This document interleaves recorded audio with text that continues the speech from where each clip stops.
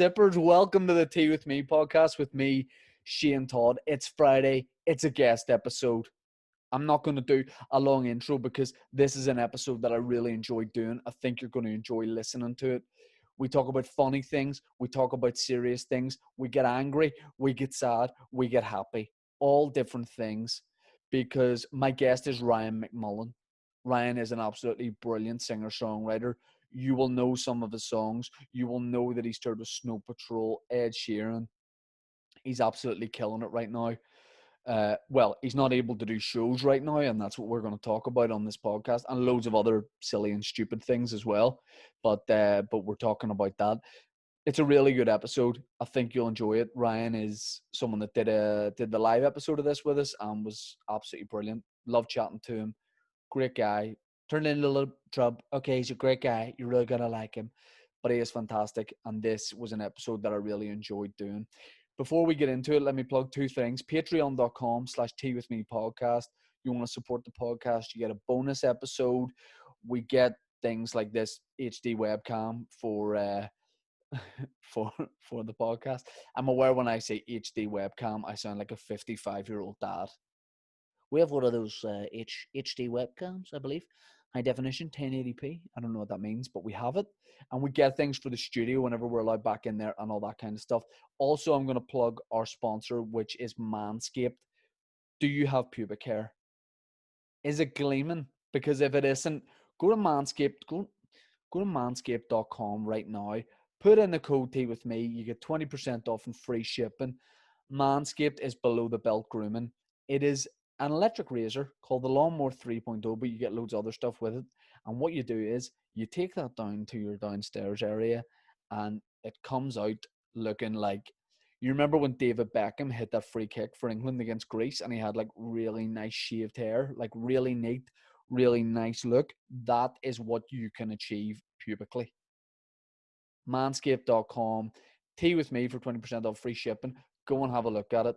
If you are a wife who's like, listen, I love my husband, but down there looks like Mick Hucknall's.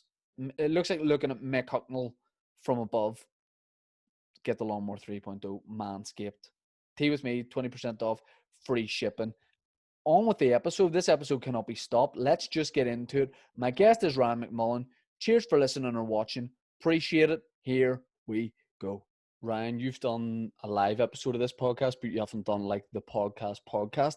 So I might have asked you on the live episode, do you drink tea? I think I see a cup of tea there in what looks to be a very, very sexy fine china cup. Talk me through that, please.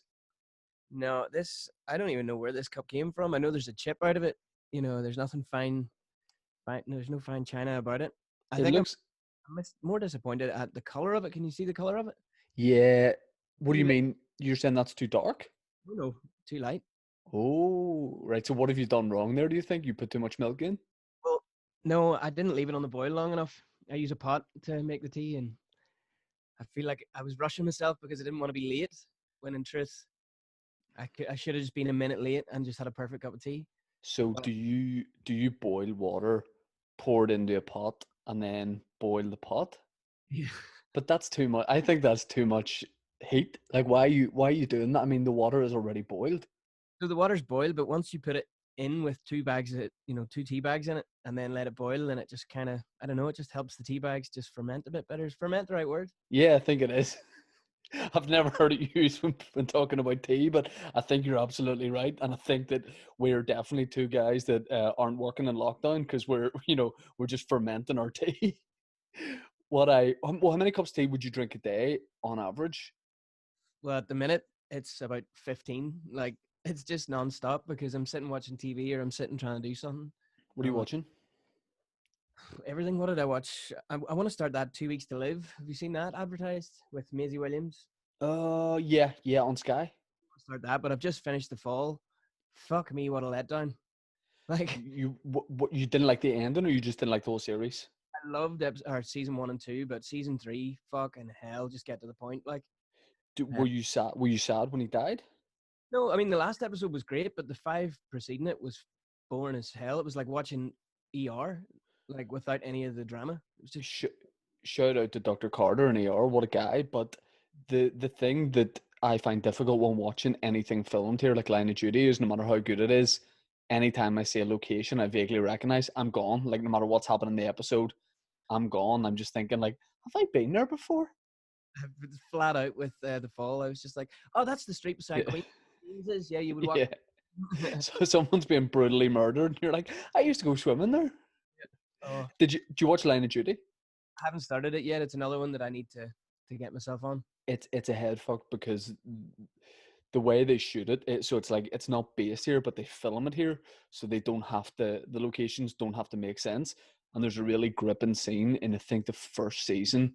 It's like it all builds up to this one moment. I'll not spoil anything, but they're essentially chasing a suspect, and the chasing goes on for like 10 minutes, but the locations don't make sense from a what would you say? Like if you know Belfast, you know that the guy's running down Royal Avenue and he turns left, and he's on the Ormo Road. And for anyone else watching that, it's fine. But I was like, no, nah, sorry, I can't do it. Pay attention to the storyboard. It's like, no, but that's just Yeah, yeah, it just has to make sense for me. Yeah, so I mean that's crazy that you ferment your tea, and I think I've always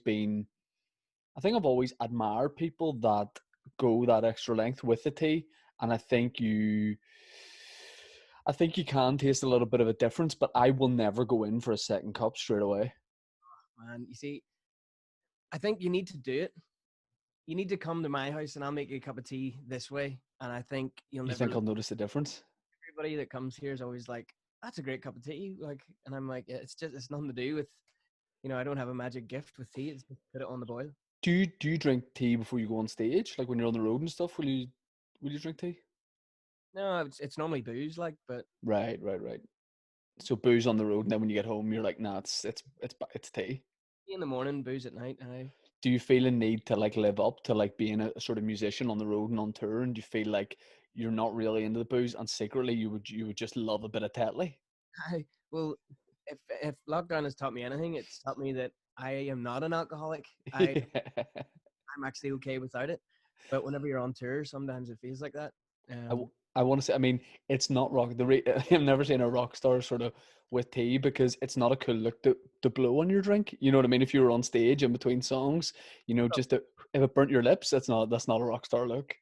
I remember Hosier played in the Ulster Hall, and he has like a lemon tea and stuff. It's good for your throat, lemon and ginger.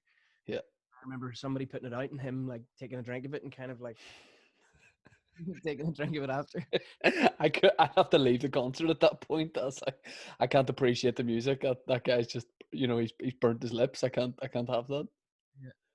Yeah. Yeah, I mean, I drank once before a show, like properly drank once. The first time I ever got booked to headline a show was, I don't mean to brag, but it was in Lurgan, and in like a working man's bar in Lurgan, or a bar in Lurgan, and I got booked to headline, was not ready, didn't have the material, was not ready to, but my friend was running it. I was maybe like 21 at this point. I bought a suit in Primark. In fact, I didn't. I was wearing grey jeans, and I bought a waistcoat, a tie, a shirt, and a blazer. And I got drunk before. I was like this. I basically, because I got booked a headline, I was like, I have now made it as a comedian. So I got really drunk before I went on, came off, and said to my friends, I was like, that really worked. Like, I'm going to get drunk for all gigs. And my friends were like, you died a horrific death. Like, nobody else thinks that was good. But just because I had that bravado of like, I'm blitzed, uh, it was a total disaster. One thing I recommend before we kind of get into talking about a couple of things, one thing I recommend to watch is Below Deck. It's actually paused on my TV right now, but Below Deck is like a reality show about a lot of Americans who work on a luxury yacht, Right. and that's what I'm into. I don't like I was a big fan of The Fall, but I don't like stuff like that now, like the kind of serial killer, anything to do with like rape documentaries, all that kind of stuff. I'm into like the Real Housewives of Beverly Hills. Like that's now my thing. Sunset. Uh, Selling Sunset. Oh my god. Oh my god. I don't know how I got into that, but I'm in. Do you do what I do when you've seen too much Selling Sunset? You become really entitled, and you see people selling a $3 million house, and you're like, what are these peasants doing? It's like that one whenever they couldn't sell the 75 million one, and I'm like, Yeah, "Why yeah, bother? Like, these are yeah. just not enough for the job. Come on." Yeah, your expectations get raised so high because you see one and you're like, does that have a south facing view? And it doesn't. You're like, nah, done. I'm not interested. And then with that 75 million one, then they went to another house, and it was like a way better house, and it was only like Yeah, 50 million. And then I just couldn't get over this. I was just like, who does that guy think he is trying to yeah. sell 75 million just because he's Russian and loaded doesn't entitle him to another 20. I just got stuck in like, I hate that guy. Why would he never reveal how much he paid for the house? no, like what the hell? One thing I didn't like about that show, and I guess all reality TV is like this, is they said it's like a bit fake. So Romaine and Heather, when they are no, not Heather, whoever Romaine, the big sexy French guy, whoever he married, they had got married like a year before, and what we saw on TV was just a staged fake ceremony. I was just wondering that when because I remember reading that and thinking that makes sense because her two bosses were his best men, and I was Yeah, like, he doesn't even know them from Adam. Like I may as well be his best man. Why are they his best men? yeah. The two guys who own it, Jason and Brett, definitely like there's something a little bit. I mean, I know this is a terrible thing to say, and I really hope you're not a twin, but I think there's something that unsettles me slightly about twins. Are you a twin? On that note. Thank fuck. I just think there's something about twins where I'm like, I don't I don't think it's talked about enough that that is potentially the maddest thing of all time. The two people look exactly the same but are not the same person. I'm just curious because they do have that kind of telepathic thing, and I'm Yeah. wonder do they play that down and they're actually able to have conversations, but they don't tell the Yeah. they're just like chatting about you while you're talking to them. What have you what have you been up to in the last couple of weeks? Well, we haven't. You did the podcast about 2-3 months ago, like complete middle of lockdown, and I think we were both in the same boat where we were just waiting to see when shows could come back and what we were or weren't allowed to do. So, what have you been doing performance wise since then? Well, so I kind of set all my goals around this Napoleon sessions thing, and I mean, it essentially was supposed to happen at my house once you could have another, after you could get. I think now there's currently like a two bubble thing, but I would need three bubble. I'd need two bubbles plus the artist to come in and stuff, and I don't know whether one week I can have an artist, which is a bubble, and then the next week have another artist. Is that? I don't know how that works, but I just think you're trying to get as many bubbles as you can. It's a bit like your tea, putting it on the pot. Like you're just all about acquiring as many bubbles as possible. well, I can't get any friggin' shows, so I'm gonna get as much as I can. No, so I did one show in the Limelight, and as we were doing the sound check and stuff, because I've never done anything like this before, I've never sort of presented anything, and I've So never. explain to people what the Napoleon sessions were, just for anyone. Napoleon Sessions is like a podcast, but so I would start off and do a sort of set, like a 30-minute set, introduce like a special guest. They would come out, sing a song. We'd have a sort of 20 to 30-minute chat.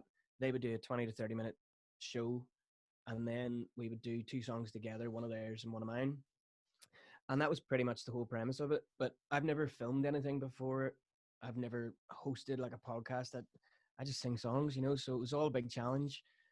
And we did so well. Like I was so chuffed by the end of it. I was thinking that was a solid 89 out of 100. It was Yeah, really, yeah.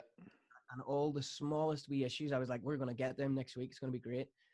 Fast forward 4 or 5 days and all the shows are cancelled. And it's just like, what the fuck can we do? Like, I can't even host a podcast, and a few songs. And it's not like a nightclub, and not to fucking diminish nightclubs, but I'm not getting people up to dance around each other and spit in each other's faces. Like, Yeah. I miss those days. But yeah, I mean, I did the run essentially before you in Limelight, and even at that point, nearly every night of the show, we were like watching the news, going, "Is tonight going to be cancelled?" Or halfway through, the police going to come in and tell everyone to get out. So I was really gutted for you that, especially, it's maybe not, but it must be even more gutting to do the first one and have it go so well, as opposed to them all being cancelled and you go, okay, we can reschedule. But you do one and you get a taste for it. It was like when I got to do a garden gig, I was like, I'm back on stage no matter what, this is brilliant. And then to have it kind of taken away with no logic behind why you can't do it. That's the thing. I mean, I think we could understand if they were like, listen, we're bringing in another lockdown.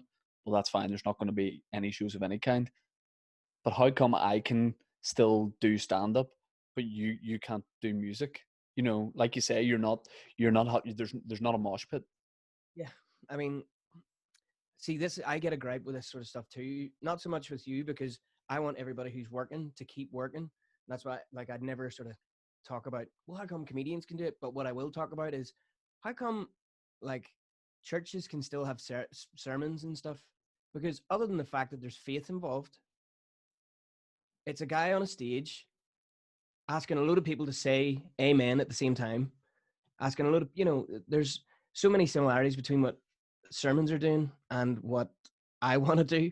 But yeah, that's totally fine. And this is completely unacceptable. And it's like, there's so little, if you took out the faith thing, they're pretty much the same thing.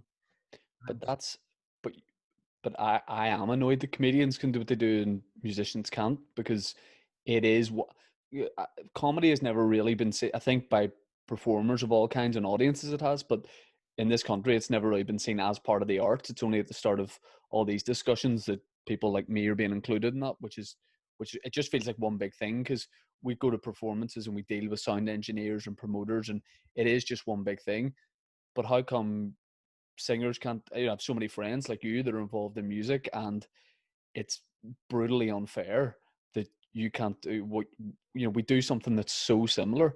And like you say, churches, that's the reason I can still do stand-up, because of churches, because they can't say to me, one man on stage with a microphone has to be stopped, because then comedians could say, well, what about churches? So the only reason we are getting to do what we do is because they're never going to cancel anything to do with churches. And it's even this thing of the 33 million pound for the arts, and everyone in the arts is like, where is that? Yeah, and I can't wait to see where that goes. And I do think a large portion of it should go. Like, what I would love for it to happen is to give it to a load of venues and stuff, and everybody in between. But say they give a good chunk to venues, and they just say, put on shows and live stream them out. You can't have any crowds there, but you can have Ryan McMullan in the limelight. Nobody's here, but we can broadcast it and pay all the photographers, all the people who are filming, the Yep. sound guy, our staff, pay everybody. I mean, obviously I need money, but I would do that for free if it meant we could get to work. Like, literally 100%, and you get to perform. get to perform. I was thinking about it today, and I really was thinking about going to like hospitals and going to like the sick kids ward and just performing. Yeah. I want to perform, but then I sort of thought, well, this will cause a whole thing because they're sick kids, so they might be vulnerable, and it's just Yeah. friggin' win no matter what way I do it. But it's like you're being punished, because this is the career that you didn't choose, a safe career. We're self-employed performers, and that always felt like a mad career path to go down. But in the last 5 years or whatever, it hasn't felt weird at all, because we've always been working. There's always a place for it, and especially doing those limelight shows. I don't know how you find it, but I've never done shows that were at any level that were organized as well, and the audience said that too. People need. I've always been, even though technically I'm part of the arts, I've always been uh, not uncomfortable with people talking about how much people need live entertainment. They need this, and I always thought, do you talking about stand up especially? I was like, do you really? It's good, but do you need it? And at the start of this, I've seen people 1000% need it. I need to go and see music. I was going to come down and see the show that had to be cancelled. And like my wife and I, like, all we want to do is go and see live music. People need to feel good. And I mean, could you get away with it by like billing yourself as doing a stand-up set, but just speaking in a real melodic way? That's before we had to cancel it. That's what my plan was to do, to come out and literally go, I'm sorry that I just have a melodic tone to my voice. I just sing songs and just no guitar and let people sing along, because there's Yeah. between that and going to church. You know what I mean? It's like, Our Father who art in heaven, everybody goes, hallowed be thy name, everybody does it.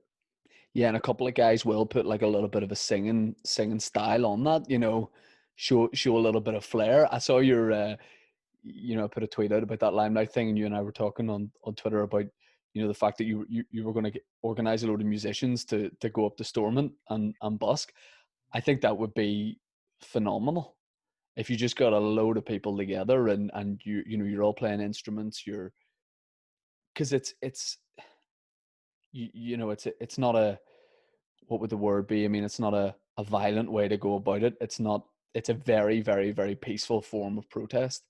And I just, there's nobody saying that live music is not a good idea. There's no, you look at the comment section of any article that's posted about you canceling gigs or anything else, nobody's like, good. Yeah. So it's the worst of it is so I was on the radio this morning, and they basically said to me, how do I feel about it? Like, do I not feel any kind of like, that people's lives are in my hands and that this is for the better?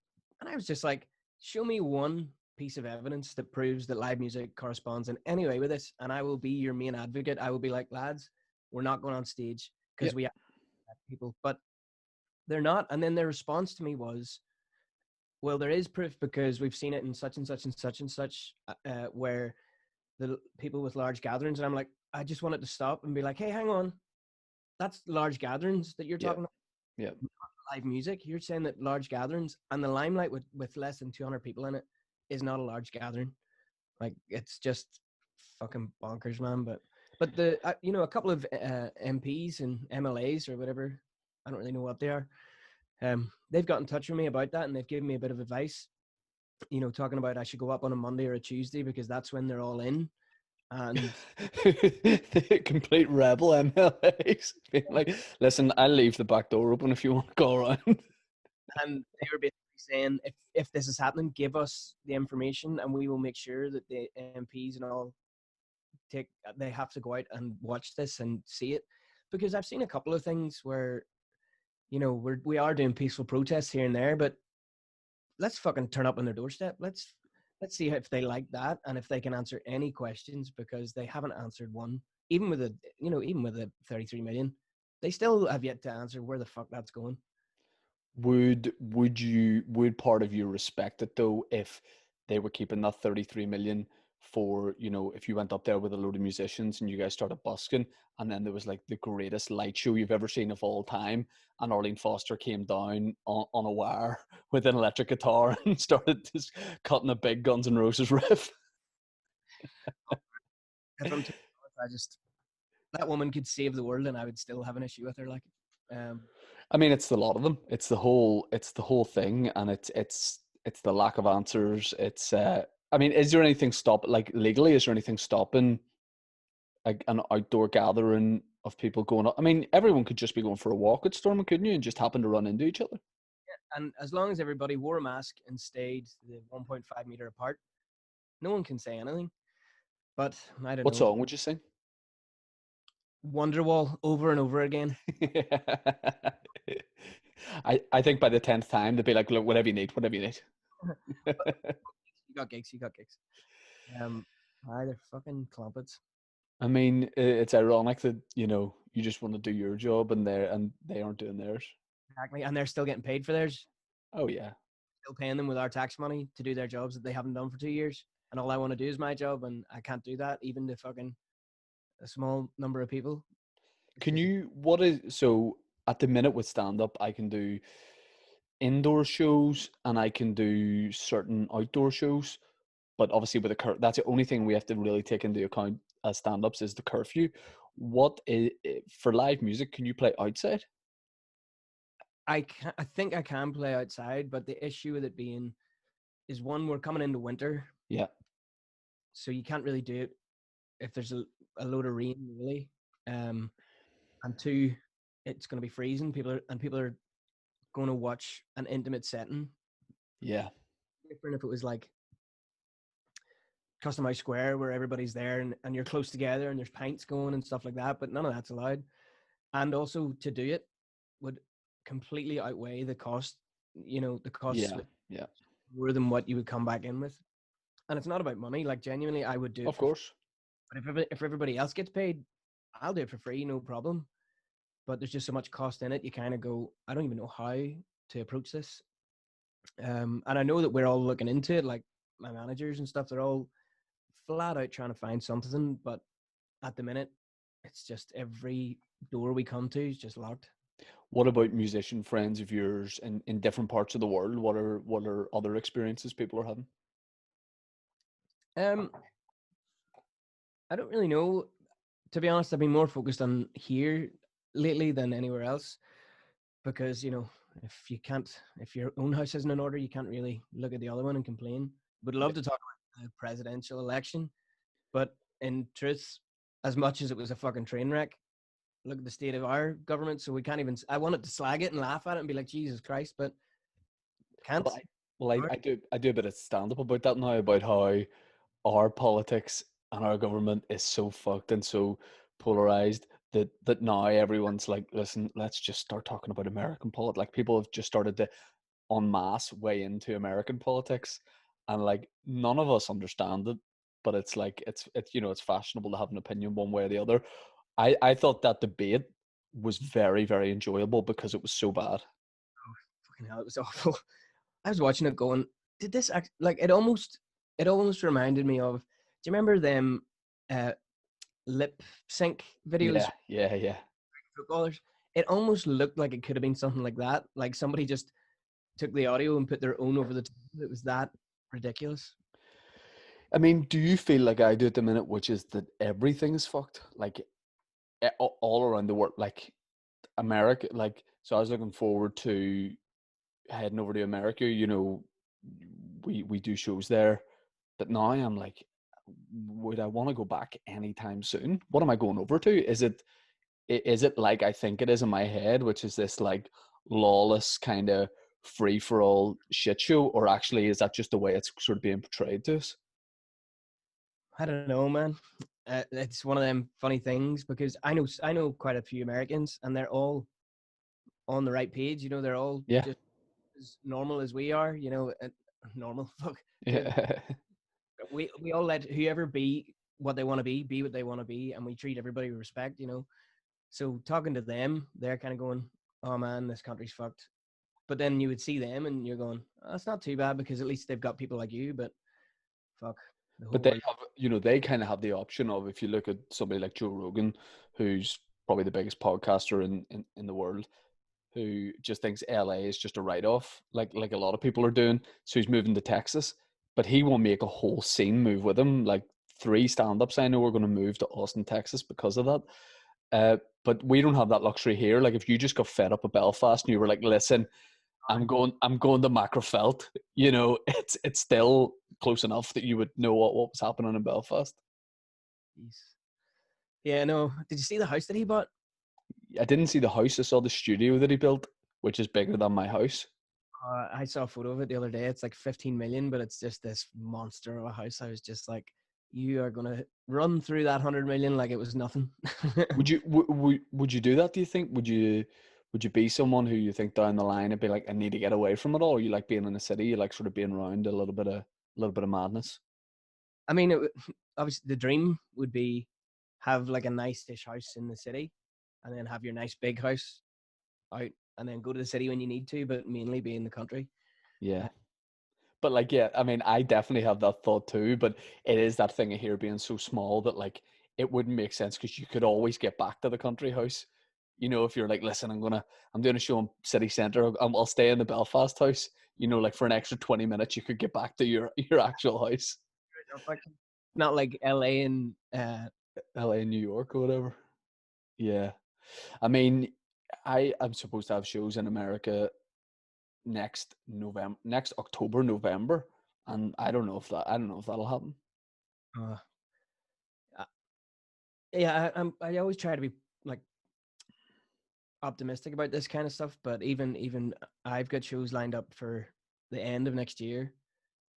I'm not very optimistic that they're going to go ahead. It's just friggin' constantly stopping, and I wouldn't care if we could figure out a way to slowly but surely get there. Yeah, yeah, or a date or a rough date or something. But you're kind of have the problem that I have with shows, which is you're selling tickets. So if a show is sold out, you're not going to be able to get to do it. You'd nearly be better struggling to sell tickets for it because then you could go, okay, we'll do it at half cap. and I've got the waterfront shows next year, and the last thing I want to do is finally get to do the waterfront and have to do 2 shows a day to half the capacity, because that's the only way to do it.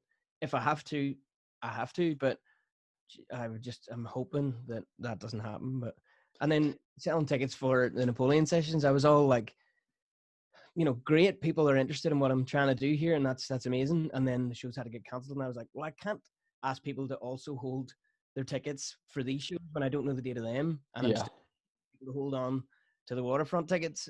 And who knows what'll happen closer to that time. It's such a strange thing, and it's not about the money, but it's certainly because I don't get any of that money Yeah.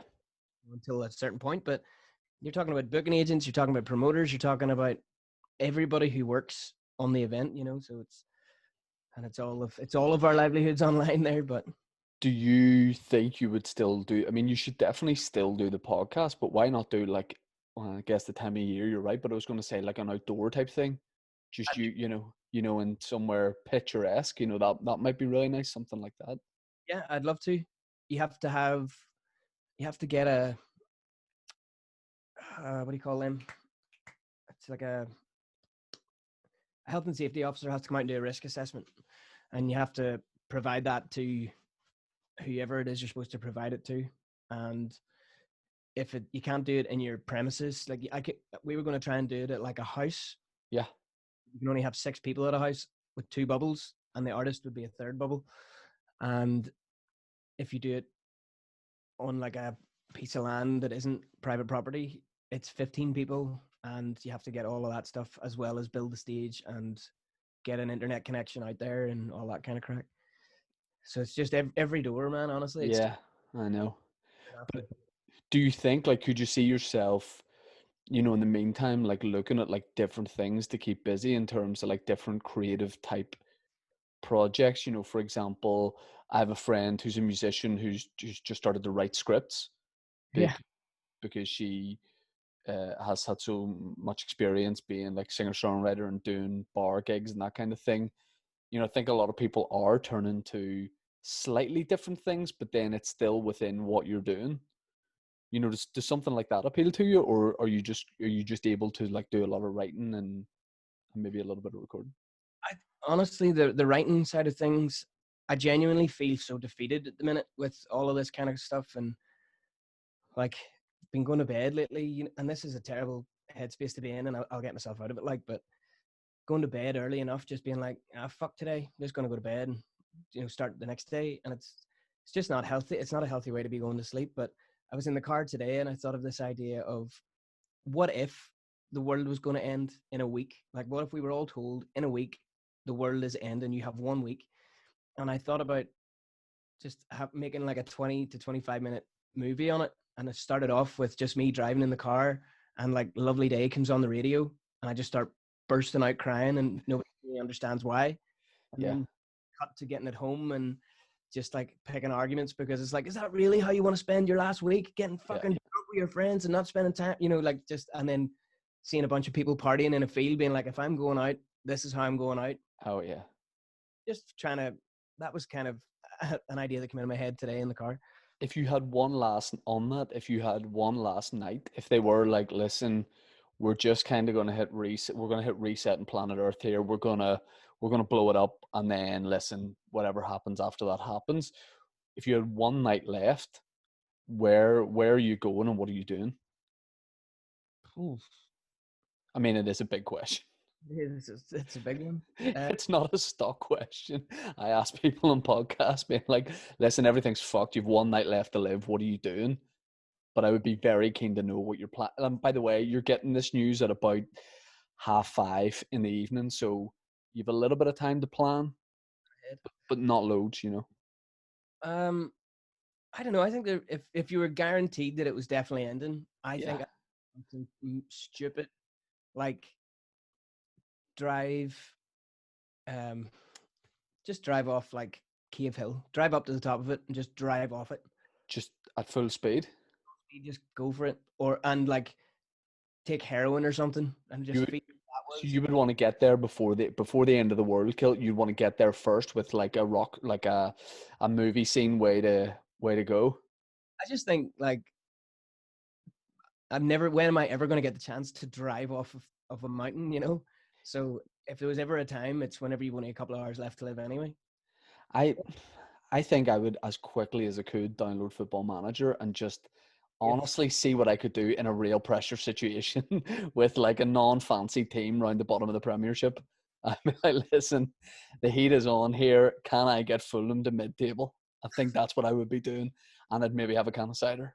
I mean, if you could get Fulham to mid-table, you you should be the one to save the world if you could do that. I think if that happened, whoever was going to blow the world up would be like, listen, we've changed our mind. We've changed our mind. The world's looking a lot more optimistic. Look what just came on my Netflix loading screen. The fall. Yeah. They've heard what you're saying. I can't take Gillian Anderson seriously from X Files because I just associate her with being in the X Files, and I fancied her whenever I was a kid. Yeah, me too. But do you know what I find weird? Everything she says is like, yes, and very intentional. That sounds like a slice of very rich cake. The way you said that. Is that what he told you? Yes. Yeah. It's like really seductive talking. I'm like, who talks like that? Like, I thought they were going to get it on towards the end. I thought that's what was going to happen.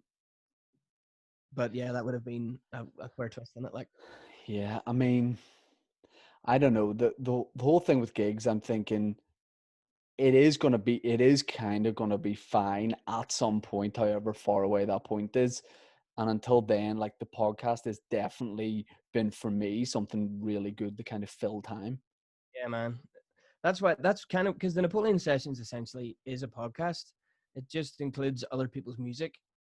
It's just I've got no music coming out and I've nothing really to say musically, but there's a load of artists here that are class and people Oh should yeah.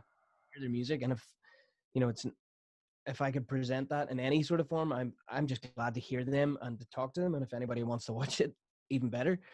But it's just I meant. think I think people love that whenever you have like a little bit of an angle for it as well. I mean, you playing one of their songs, they're then playing one of your songs with you, and you playing some, having music on it as well. It's just something different. It's a show. You know what I mean? And if you had a video element to that too that people could watch, I'd say people would be well into that.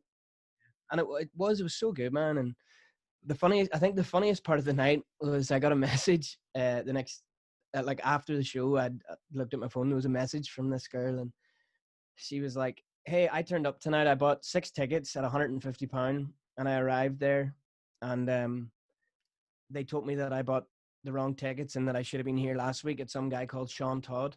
And I was just like, Well, I wanted to screenshot it and send you it and be like, "Here's a bit of fuel for the podcast." well, if she had disrespected me like that by calling me by the wrong name, I would have taken that name, sent it on the limelight, and just made sure she was barred from all future events. I've been called on stage in America once at an open mic. Someone called me Sean Toad, which was enjoyable. I get Sean quite a lot from people who vaguely even know me to the point where I won't correct someone. Oh, that's the worst. I'll just let it go. You know what I mean? No, in America, actually, America, sometimes I get Brian a lot, but like, Yeah. what, what really grinds my gears is whenever I go on tour and people spell my name with an E. So Ryan McMullan. I thought that's So funny, but now it's 5 years and it's like, hey, I'm the headliner in that show. yeah, Just check. my friend Dave Elliott gets Elliott with one T quite a lot, and that annoys him to a level that I just did not know was possible. So I No. think you guys have that in common. Yeah, I've had one TOD just once or twice, but not a lot. Like I have a fairly easy name to spell, but like saying my name anywhere I travel is very difficult for people when I say Shane, because that just sounds like a noise. Shane. Yeah, they said totally different. Like I remember being at a gig a friend was doing, and I was like, "Hey, will you tell him that Shane's here?" And he's like, "Huh?" And I said, "Yeah, just tell him Shane's here." And he said, "That's not the way you say it." And I went, "All right, okay." Like, and then I was like, "Why am I letting him tell me what way I say my own name?" Fucking hell. If Netflix said to you, "Listen, we're going to give you, for some reason, we're going to give you $7 million to make a series. It's lockdown. We know you can't do any gigs. You're able to make your own TV project. What would you do? Where would you travel to? What would be the idea behind the show?" Me? Yeah, you can make a reality TV show. You can make your own drama. Whatever it can be music, whatever you want. I'd love them to do the Napoleon sessions. I know it's an easy cop out. Let me think of something a bit. We'll say they did do that, but they're like, listen, we will need you to spend the full 7 million. What could you spend that on? Oh man, just do it in unbelievable locations, like on a beach in the Bahamas, on Yes. like a rooftop in Manhattan, Yeah. uh, rooftop in Tokyo or something like that. That'd be cool. In Class. top of Machu Picchu, somewhere like that. Machu Picchu. Don't know how you say I don't know. I think he plays for Barcelona, doesn't he? that. But I Uh, think, yeah, music and travel will be a lot of people doing staycations now and traveling to, I think, parts of Ireland that they never knew about before. So that might be a fun thing to play music in just real picturesque places, just you. yeah, yeah, freaking right. I'd love to do. I mean, I kind of try to do that as much as I can anyway. But at the minute, sure, I can barely leave my own house without being told I'm in the wrong. Yeah.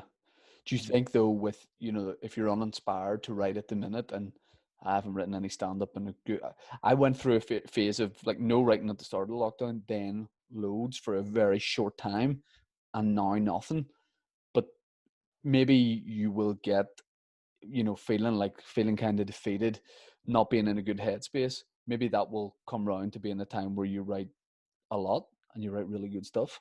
Ebbs and flows, doesn't it? It sort of peaks and troughs, and I mean, I've still been writing and stuff. It's just that I mean, the last time I wrote it, like I finished the song and went, oh yeah, I'm really happy with that. Was like a month ago, and do you know what? It was only because the Arts Council, um, they asked me would I write a song for in a COVID kind of scenario, and I didn't. I'm not really one to talk about like real issues like that. Like Yeah, I'm yeah, yeah. happy to do that, but do you remember Dominic Cummings went to uh, pass To get his eyes tested. eyes tested? Fucking prick. But he did that, and there was this old man who wrote a letter to his MP, basically talking about how in the last 3 weeks he wasn't even to visit his wife on her deathbed, wasn't allowed to be there at the last minute that she died, and the only time he got out of the house was just to collect her ashes, and he had the balls to go to Durham. And I thought, fuck me, that is such a hard hitting statement. So that inspired me to write a song. And if the Arts Council didn't ask me to write that song, I wouldn't have written that song. And that was the last thing that I've sort of written. And it was because somebody asked me to write it. And it's just a weird sort of headspace to be in. But it comes in peaks and troughs. And I know it'll come back again. It's just, as of right now, it's just very disheartening to know that no matter what you're doing in life, people are telling you can't do it. Scripts are exactly the same. When you have a deadline for something or someone commissioned you to do something, you'll do it.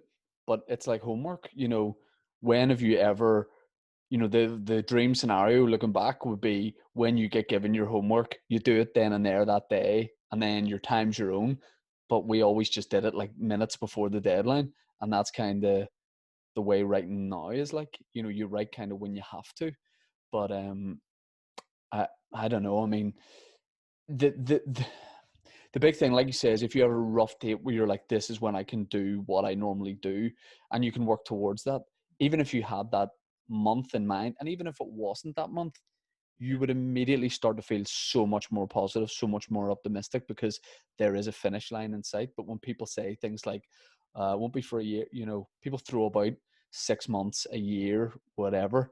There needs to just be answers. That fucks me off with politicians. And it's a cliche thing, but when a politician's asked a question on a news based program or news night or whatever, and it's a yes or no question, they start it with, well, the thing about that, and you're like, but it's yes or no. And they're like, well, it's not as easy as, and it is just yes or no. And with all this, and with funding being held back, it's like, how much respect would you have for a politician if they came out, and even if it made them look bad, that were like, listen, we should have delivered this before now. Here's the reason why we haven't, and here's what we're going to do about it.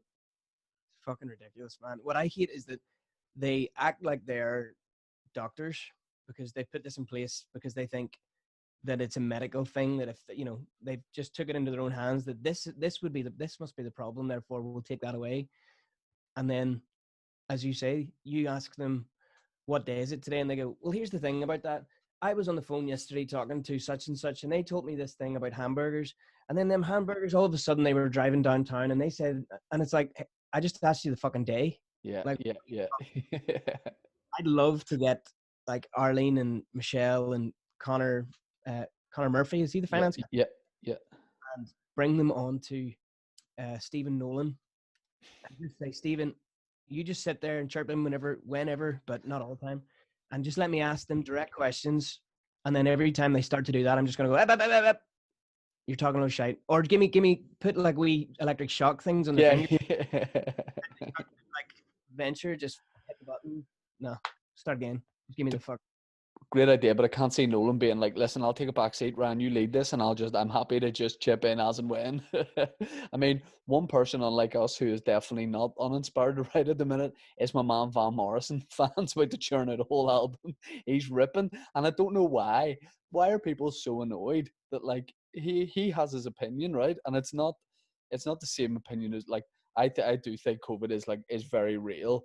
It is a big problem. I just have a problem with the way it's being managed. But my man Van's coming out swinging. He's just turned 75 and he's like, listen, a few feathers need to be ruffled. And people are giving him so much shit. I was like, listen, he's putting stuff out. Fair play to him. Like, once I saw it and I saw all the backlash, I just thought, holy fuck, he's 75 and he just made himself the most relevant musician in Northern. Fair play to him. I mean, for all of the like audacity of it, he's the most talked about musician in Northern Ireland again. What I like about it is, I mean, people are ready to pan him. They're like, they've seen the lyrics and they're like, it's not even well written. What I would love it if Van just came out with like, maybe like a K-pop style, just a real new style. And the songs were absolute bangers. And people are like, even though I don't agree with what he's saying, that's it. That's a floor filler. I'm ready for Van. I see Van twice a week when I'm driving through Hollywood. He sits outside the same cafe and he just sits absolutely fuming, just thinking about what's going on. But he's done something about it, and he's written music, and he's putting it out. And I honestly, fair play to him. He's 75 years old. Did I ever tell you the one about him on tour with Bob Dylan? No.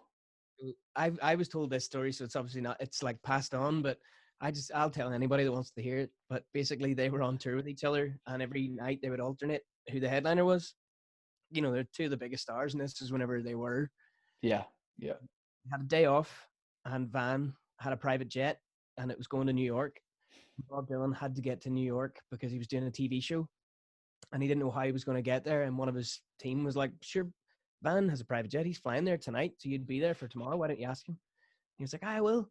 And apparently he walked up to Van and said, "Van, you wouldn't give us a lift to New York. I've got this TV show." And Van went, "Bob, what part of fucking private do you not understand?" Fucking savage, like. I mean, most of us that do that would probably follow it up with a laugh and be like, jump on board. But Van probably finished it off with, please leave, I'm away. In New York, he probably laughed his balls off, thinking it was so funny. I have no problem with that. I have no problem with someone being consistent personality wise. So if someone is grumpy, and I don't know if I hear stories, but if somebody is grumpy and just set in their ways and not like happy go lucky, as long as they're always like that and they're like that with everyone, because so many people are like, I served him in a spar once and he didn't say thank you. Okay, but he's also doing that to Bob Dylan. Yeah. You know what I mean? It's not like how many people do we know that maybe would be rude to a waiter serving them, but if they meet like a celebrity or someone well known, they'll cozy up to them. I love that Van is just like, no, listen, honestly, I'm getting at everyone here. Yeah. Have you met him? No, I haven't met him. Would I think I'd really love to meet him, and because I think I would take him for what, as you say, just as what he is. Like if he's a grumpy old man, I'm okay with that, as long as it wasn't like a weird kind of, he's just grumpy today and he's not normally like that. I'd be like, oh, what the fuck? But because he's that way, I would just like to meet him. It's just, I think it's at that point where you get to have your own story and be like, Van Morrison, I met him once. Yeah. And you'd almost prefer to have a story where he was like, he did like totally mug you off.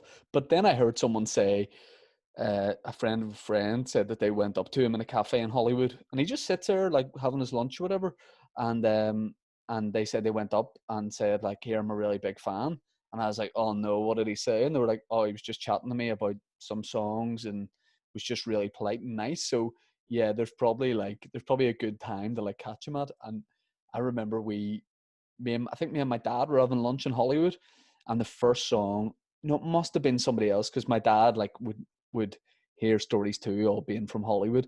I remember having lunch with someone and saying, "That's mad that he was the first song, our first dance at our wedding was Van Morrison, Someone Like You," and whoever I was with was like, "You should go and tell him," and I was like, "You would be surprised at how little of a fuck he would give." That he was the first song at my wedding and he doesn't know me, like what was that person expecting? I'd tell him that and he'd be like, "Listen, go and get your wife, get me a microphone, come on, let's go." i'm gonna I'm gonna finish my tuna panini and then do it for you. I'm a big fan, and yeah, big fan of Van. Big I fan. like that. I like it. So what, I mean, the default thing you say to people is like, what have you got coming up? But I think the answer for all of us is we don't know, and chances are probably nothing. Yeah, well, do you know, to be honest, what I have been doing is I've started playing hurley again for your favorite club. For East Belfast. So the thing about East Belfast GAA is, and yeah, I put out a stand-up clip talking about it. I did some gigs for them, I know. and what an organization that is. The amount of people who either used to play GAA back in the day and just stopped, or people that are not from that typical background that are like just inspired to take it up. I think it's great, and I think far less people have a problem with it than the news would make out. Yeah. There is going to be some lunatics who are like, "No, this can't." Even the gigs I was supposed to do were supposed to happen somewhere else, and then they got told like it's not happening in this bar. So, did you play as a kid? Yeah, I played right up until I was 18, and then found booze really. Like just Yeah, started singing songs, and then that became more of a priority. But because I know that I'm not turned for most of this year, if any of it now, um, you if can I break all your fingers. if I break a finger, it's not like I have a gig the next day. So I've kind of started playing again, and it's been brilliant. And even the lads that you're playing with, half of them are musicians, and they're all just they're all in the same sort of boat of like, well, we've no gigs on, so we can play, and it's great. I think team sports. I have some friends who like stand-ups and friends who aren't. They think the fact that at 32 I still play like 11-a-side football, train once or twice a week, and play on a Saturday is mad. They're like, that's such a kid thing to do, and I'm like, I don't think you understand just how good for your mental health team sports is. The social side of it, being part of a thing where you are chasing like a result and you're sharing that with other people. It's brilliant. It's so good because I don't know if you're the same, but when you play a game, you can't think of anything else. There's nothing else going on. That's the same. That's what a gig gives me too. You see, whenever I Yeah, was yeah. about how I'm paying my phone bill or how any of that kind of crack, I'm just in that moment, and that's what sports has always been so good at because you're so focused on it. And also, I think the match once you're playing a match, like it's actually just another bonus to it because the commitment that you put into it is what keeps your mind so healthy, Yeah. and it's just that nice sort of bonus in the middle of it. But the rest of it's just great. And we were playing on Saturday, and I had a St. Christopher. Did you ever see? Yeah, yeah, yeah. I think I saw it when we met. I had that for 11 years, and I lost it in the match on Saturday. So if anybody's listening and they know Cherryvale, Cherryville playing face. it's on the pitch beside the road somewhere. eBay. Yeah, don't eBay it. Just get in touch with me and give me it back, please. Yeah. 11 I gone. mean, would that not be the most feel good story of the year if someone's like, "Listen, I listened to Tea with Me, I picked that up. Let's return it to you." Should we arrange some sort of like? Would you be a five-a-side guy? Oh, I. Should I mean? So I played. I was always a big fan of five-a-side, but haven't played five-a-side in about 5-6 years. But because I'm self-employed, and I know so many people that work in arts and whatever, I was like, why not on like a weekday afternoon, late morning or whatever, get like Totally. a bit of five-a-side going. Oh, man, count me in for that. I love five side. Love football. I'm in. Like Let's do it. Will we just do it somewhere in Belfast and we'll just get like a weekly game going? Yeah, like you Class. you literally text me the venue and I'll be there. So I bought my. Is there anything? So this is my last question. Last thing I want to ask you. Is there anything you treat yourself to whenever, say you do like a run of shows, say you do a big gig where you get like a nice paycheck? Is there a thing you like to buy for yourself as like a collectible or just a one-off thing? No, if I'm genuinely honest, normally any big pay I get covers all of the other stuff for the year. So like Yep. I'm touring America and stuff like that. It's like my accountants will say it's fine because you're doing that show at the end of the year, and that's kind of it. Or else another thing I do at Christmas is I treat myself to a bonus, and that bonus pays all my credit card bills off Right. and buys like a few presents for people, and that's it. So I didn't think I was into collecting. I find collecting stuff weird, right? Anyone who is a collector of something. And then I realized I am a collector of old football shirts and have been for many years. So all the like so I would have got one Man United top a year growing up, right? No matter, I was allowed to pick which one. But now I'm going back and like say I got like in 95, 96, I got the home Man United shirt. I'm now going back and I'm buying the away shirt and the third shirt. And I got 4 United shirts last week after the Limelight shows. And the main reason I want to play five-a-side is just to wear these retro shirts and just have somebody go, that's a belter, man. Put the collars up and pretend you're canting that for the night. Collar up. My mate does retro printing. So he does like, he has the old Premier League numbers. He can put whoever you want in the back of your shirt. So I'm just getting a load of niche Man United players on the back of these tops. You know what top I'm gutted I didn't get? Do you know the Arsenal top whenever they had the like maroon top? So who was the What era roughly? What players are you talking about? Henry and Perez and all. O2 in gold? Yeah, O2 and gold. Yeah. That top, I'm gutted. And I remember all of that year thinking, I better get that top because I really like it. And now I'll never get it again. Are you an Arsenal fan? Yeah. So this will alienate so many people. My favorite old Arsenal shirt is a yellow one that said Sega in big letters and had a little bit of navy trim. The Ian Wright one. Ian Wright would have been playing on that. Cracking shirt. Yeah, because Cracking shirt. they emulated it last year with that kind of Adidas, because it was an Adidas top, wasn't it? Yeah, yeah, yeah. And they nearly, because I looked at it thinking, oh, that reminds me of the Ian Wright sort of days. Um, yeah, there's some cracker football tops, and then there's some Woeful. ones like But old shirts are far better because modern shirts they all have the same design template, so it's like they're all a version of that. Whereas back in the day, clubs were finding absolute lunatics to design kits for them. Like goalkeeper kits were always beyond mental. yeah, Peter Schmeichel had some crackers, didn't he? Do you That remember was the blue the and white blue and white, and it had like a zigzag thing? almost like a diamond zigzag pattern. That was a great, like, and a roll neck. It had a roll neck as well. And that green one, The that lime green, light green. Yeah, that was class. Yeah, let's get a game of five-a-side, a regular game of five-a-side. We'll maybe book one and we'll see how we go and we'll see who we can get to play and then see if we can make that a bit more regular. But the idea is that everyone playing has to have some sort of like pre-99 shirt. oh, right. Yes. Sweet. All right, Only let's do. Do you want to, will we play next week? I would literally play tomorrow. Like I'm in. What else am I going to do with my days? I can't write songs at the minute, so If may as you're well. challenging me to organize a game for tomorrow, I might be able to deliver. You can deliver a sort of 2 o'clock game tomorrow. I'm in. Right, mission accepted. All right. I love it. I love that like we have no shows, no future, but we're like, listen, we're playing fives tomorrow. You're though, because you did 6 shows and I only did one, so I can't really afford to be paying £4 for the hour. I'll cover it and I'll buy you a bottle of Lucozade That's sweet.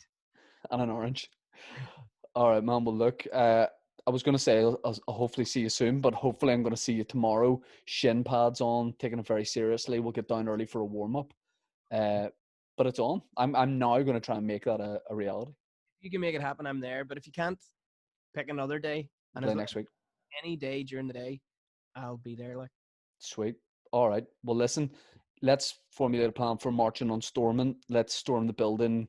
Hashtag Occupy Stormont. Let's not do that because there'll be a couple of people listening and being like, listen, I'm in. Michael Stone for one. So hopefully everything's back on. And cheers for doing the podcast, Ryan. Really appreciate it. Oh, man, thanks for having me, and thanks for letting me vent. I'm sure everybody listening will be like, fuck, you had a lot to say there, but No, listen, I feel like we could do a 10-hour podcast and vent, and I feel like everyone in the country could too. I feel like we should probably just do politics degrees and fucking just take over the country, because we would do the worst job, let's say that. Yeah, and I mean, we would be closed every day between 1 and 2 to play five-a-side, but who's really looking to do anything between 1 and 2? We bring in a siesta. I mean, that's going to get us elected as first and deputy first minister. I'll be deputy first minister. I like to be able to get involved in controversies and stuff. You'd have to just be cleaner than clean. Yeah. Ah, fuck. All right. Ryan, cheers.